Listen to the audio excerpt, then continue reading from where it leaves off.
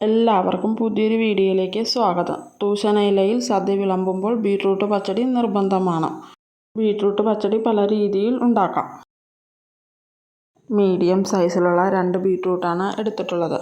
വൃത്തിയാക്കിയ beetroot ചെറിയ കഷ്ണങ്ങളായി അരിഞ്ഞ് ഒരു പാനിൽ ആവശ്യത്തിന് വെള്ളമൊഴിച്ച് വേവിക്കാനായി വെക്കാം. ബീട്രൂട്ട് വെന്ത് വരുന്നതിന് ആവശ്യമായ ഉപ്പ് ചേർത്ത് ഇളക്കി യോജിപ്പിച്ചതിന് ശേഷം അടച്ചു വെച്ച് വേവിക്കാം. ഇനി ഇതിലേക്ക് ആവശ്യമായ അരപ്പ് തയ്യാറാക്കാം. 1 കപ്പ് തേങ്ങ ചിരകിയതാണ് എടുത്തിട്ടുള്ളത്. ഇതിലേക്ക് 1/2 ടീസ്പൂൺ കടുക്, 1/2 ടീസ്പൂൺ നല്ല ജീരകം എന്നിവ ചേർത്ത് അരച്ചെടുക്കാം.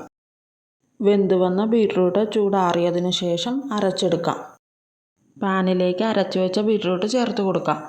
ഇനി ഇതിലേക്ക് നേരത്തെ അരച്ചു വെച്ച അരപ്പ് കൂടി ചേർത്ത് കൊടുത്ത് നന്നായി ഇളക്കി യോജിപ്പിച്ചെടുക്കാം. ചേർത്ത് കൊടുത്ത അരപ്പിൻ്റെ പച്ചച്ചുവ മാറുന്ന വരെ ചൂടാക്കി എടുക്കണം. ഈ വീഡിയോ നിങ്ങൾക്ക് ഇഷ്ടമായാൽ ലൈക്ക് ചെയ്യാനും എൻ്റെ ചാനലൊന്ന് സബ് ചെയ്ത് സപ്പോർട്ട് ചെയ്യണേ. ഇനി ഇതിലേക്ക് ചേർത്ത് കൊടുക്കേണ്ടത് 1/2 കപ്പ് തൈരാണ്. അധികം പുളിയില്ലാത്ത തൈരാണ് എടുത്തിട്ടുള്ളത്. എടുത്തു വെച്ചിട്ടുള്ള തൈര് ബീട്രൂട്ടിലേക്ക് ചേർത്ത് നന്നായി ഇളക്കി യോജിപ്പിച്ചെടുക്കാം. തൈര് ചേർത്തതിന് ശേഷം ഒന്ന് ചൂടായാൽ മതി. ബീട്രൂട്ട് പച്ചടി തയ്യാറായിട്ടുണ്ട്. ഇനി ഇതിലേക്ക് ചേർക്കുന്നതിന് ആവശ്യമായ വറവ് തയ്യാറാക്കാം. ചൂടായി വന്ന എണ്ണയിലേക്ക് 1/2 ടീസ്പൂൺ കടുക് ചേർത്ത് കൊടുത്ത് കടുകൊന്ന് പൊട്ടി വരുമ്പോൾ അതിലേക്ക് 2 തണ്ട് കറിവേപ്പില ചേർത്ത് കൊടുക്കാം.